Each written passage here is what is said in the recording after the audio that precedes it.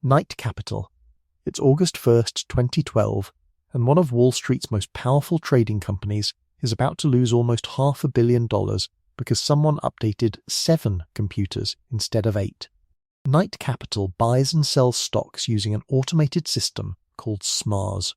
The system is unbelievably fast, handling orders in fractions of a second, which is great when the computer is making money, less great when it has lost its mind. Knight is preparing for a new program at the New York Stock Exchange. Technicians install updated software on 8 servers used by the trading system. At least that is what they intend to do. The new code is successfully installed on 7 servers. The 8th is accidentally missed.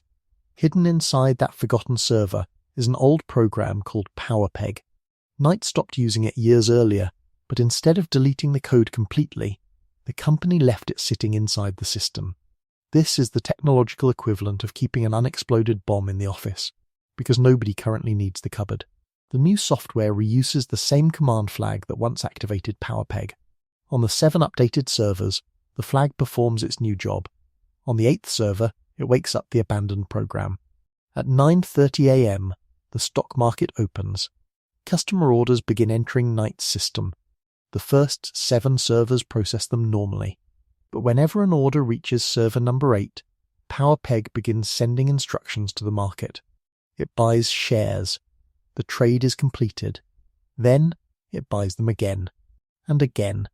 The defective system does not properly recognize that the customer's original order has already been filled. It continues firing new orders into the market at enormous speed. Knight's computers begin purchasing and selling millions of shares nobody at the company actually wants. Stock prices suddenly move for no clear reason. Traders across Wall Street stare at their screens, trying to understand why certain companies have apparently become extremely valuable for several seconds. Inside Knight, employees realize something is badly wrong.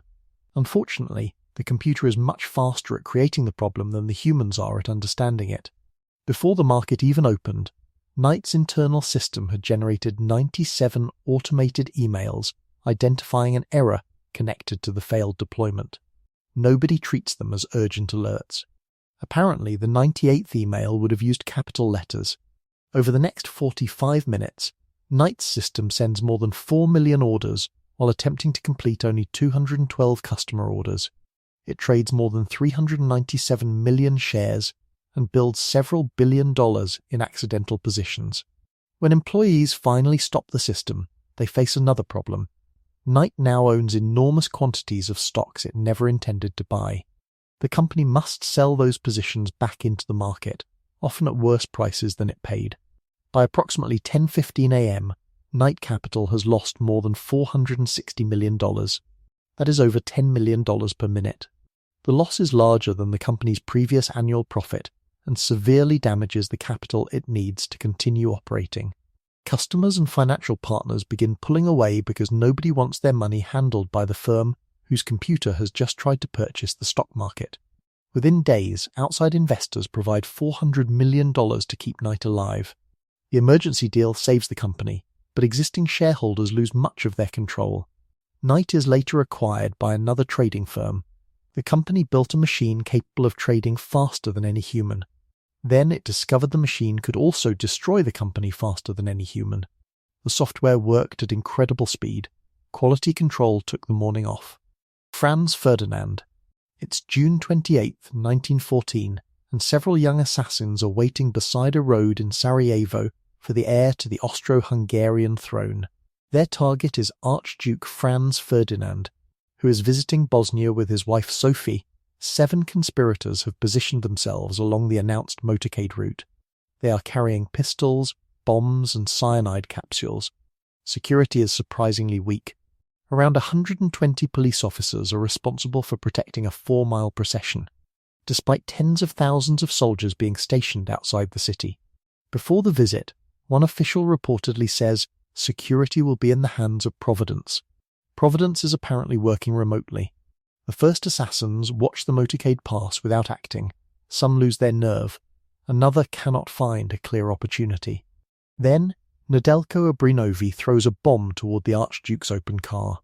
The device bounces away from the vehicle and explodes beneath another car farther back in the procession, injuring officers and spectators. Franz Ferdinand survives. The motorcade speeds towards City Hall, leaving behind a damaged car, injured passengers, and an assassination plot that has apparently failed. At City Hall, the mayor begins delivering his prepared welcome speech. Franz Ferdinand interrupts him. The Archduke is understandably annoyed that the city's official greeting has included explosives. After calming down, he finishes the ceremony and discusses what to do next. Advisors suggest leaving Sarajevo. Franz Ferdinand chooses instead to visit the officers injured in the bombing. This is a decent and compassionate decision. It is also the most expensive hospital visit in history. To reach the hospital safely, the motorcade is supposed to avoid the original route through the narrow city streets and travel straight along Apple Quay. But the change is not clearly communicated to every driver. The cars leave City Hall. The first driver follows the original plan and turns into Franz Joseph Street. Franz Ferdinand's driver follows him. General Oskar Potiorek, sitting in the car, realizes the mistake and shouts that they are going the wrong way. The driver stops and begins reversing. Unfortunately, the car has stopped almost directly in front of Gavrilo Princip. Princip is one of the conspirators who failed to act earlier. He had watched the first attack collapse and probably believed his opportunity was gone. Now the Archduke's vehicle has taken a wrong turn, stopped a few feet away, and begun slowly attempting to reverse in front of him. History has parked itself beside the assassin. Princip steps forward and fires twice. One bullet strikes Sophie in the abdomen. The other hits Franz Ferdinand in the neck. Both die shortly afterward. The assassins had failed with planning, positioning, and explosives. Then the driver completed the assignment. The killings do not automatically create a world war. Europe is already divided by military alliances, nationalism, imperial competition, and years of political tension. But the assassination begins the July crisis. Austria-Hungary, supported by Germany, confronts Serbia. Russia backs Serbia. Germany declares war on Russia and France. German troops enter Belgium, bringing Britain and its empire into the conflict. A local assassination expands into a global war. Millions of soldiers and civilians die. 4 major empires collapse. Revolutions reshape countries, borders are redrawn, and the peace settlement helps create conditions that will later contribute to another world war. All of this did not happen merely because one chauffeur made a wrong turn. But without that turn, the assassination plot had probably failed. The bomb missed. The motorcade escaped. The Archduke continued his day. Then someone forgot to tell the driver about the new route. The Four Pests campaign. It's 1958, and the Chinese government has identified 4 enemies preventing the country from becoming healthier and more productive. Flies, mosquitoes, rats, and sparrows. The first 3 make sense. The 4th is accused of eating grain. Officials calculate that sparrows are stealing food that should be feeding the population. Under the Four Pests campaign, the country is mobilized to eliminate them. Students leave their classrooms. Workers leave their workplaces. Families climb onto rooftops. People destroy nests, smash eggs, and kill chicks. Large groups bang drums, gongs, pots and pans to prevent the birds from landing. Sparrows cannot remain in the air forever. Exhausted birds eventually fall from the sky. Across cities and rural areas, dead sparrows are collected, counted and displayed as proof that the campaign is succeeding. And it succeeds spectacularly. Which is where the trouble begins. Sparrows eat grain. They also eat insects.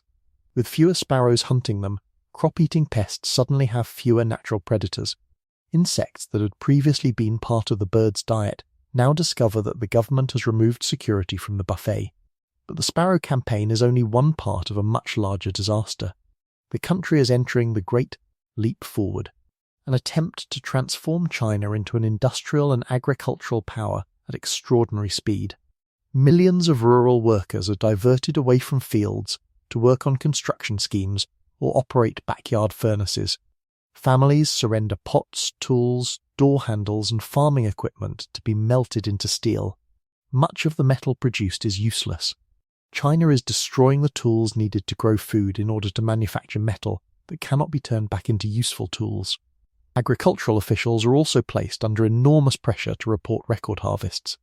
Local leaders learn that admitting poor production can be dangerous.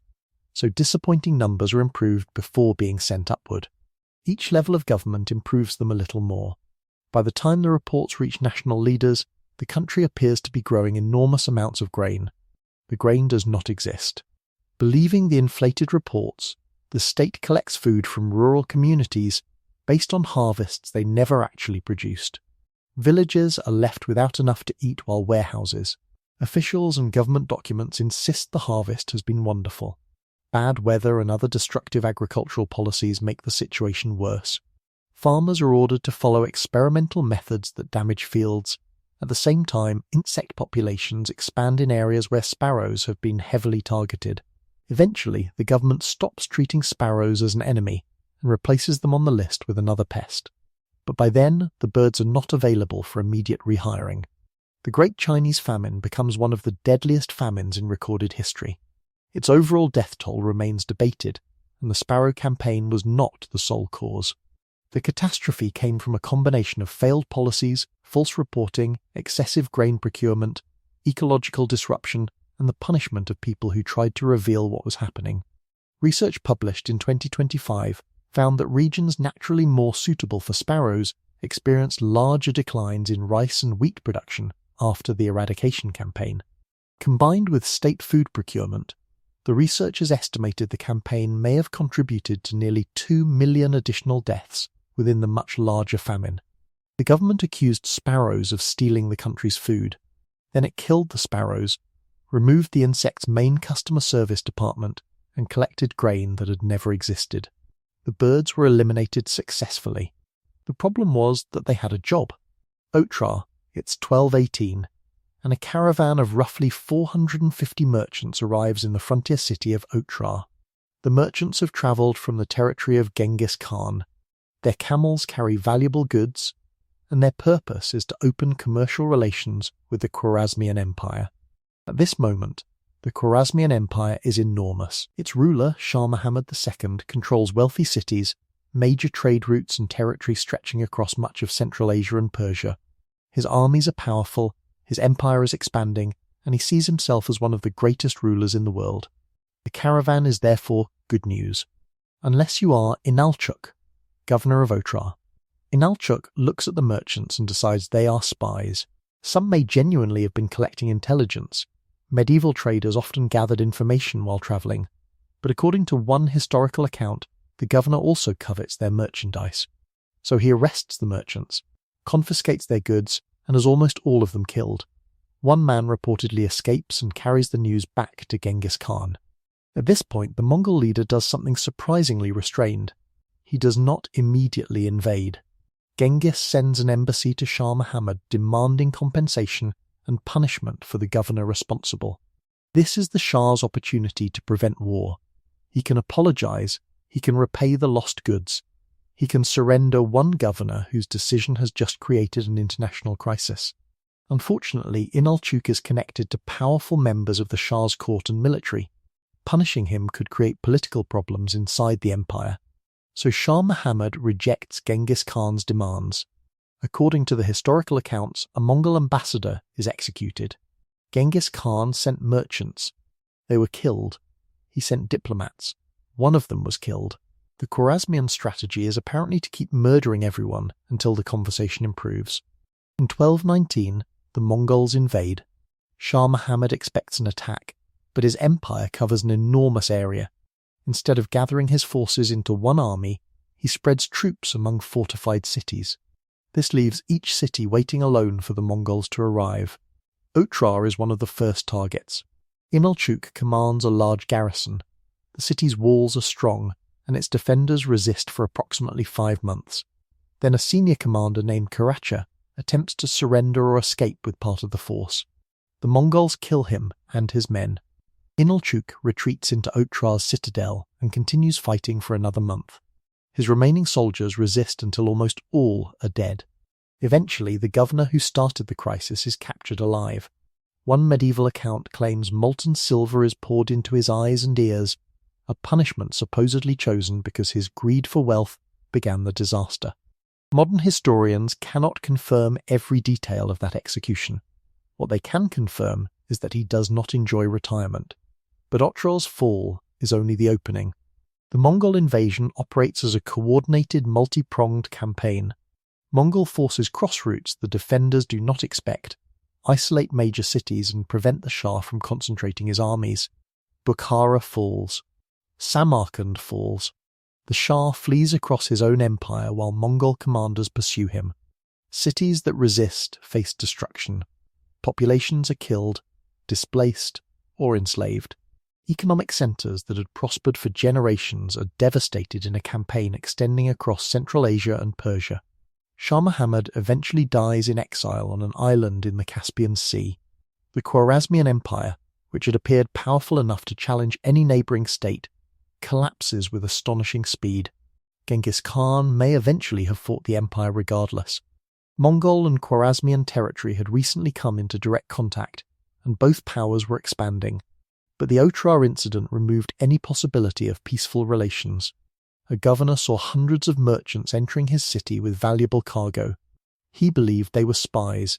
He wanted their property. And the ruler above him decided protecting one politically connected governor was safer than apologizing to Genghis Khan. The merchants lost their goods. Inalchuq lost his city and his life. Shah Muhammad lost his throne. And one of the richest empires in the world disappeared. It may have been the most expensive shopping robbery in history.